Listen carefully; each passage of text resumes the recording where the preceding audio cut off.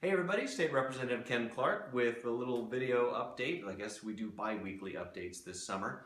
It's August, so that means it's time for people to vote by mail for the primary elections. It's also time when people start talking about voter fraud.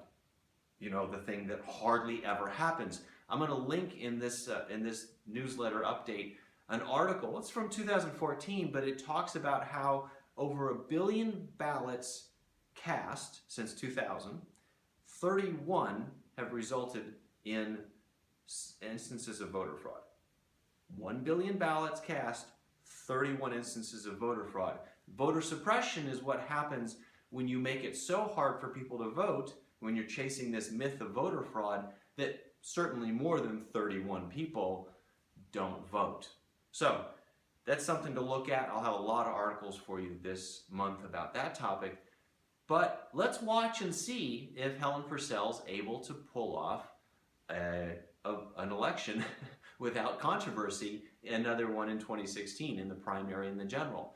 I think it's time that we start taking a look at new leadership in that seat. I'm really happy to see Adrian Fontes running for that seat. But we need to go beyond that. Let's talk about registered independent voters in Arizona. Unless our Secretary of State is actively out there educating independent voters about their rights, it's like she's doing nothing. And by the way, it's not just her when it comes to this. Previous Secretaries of State have really not gone out there and helped independent voters know what their rights are. Case in point, independent voters are allowed to vote in all primaries and choose which party they want to vote for. But they can't do it in the presidential preference primary.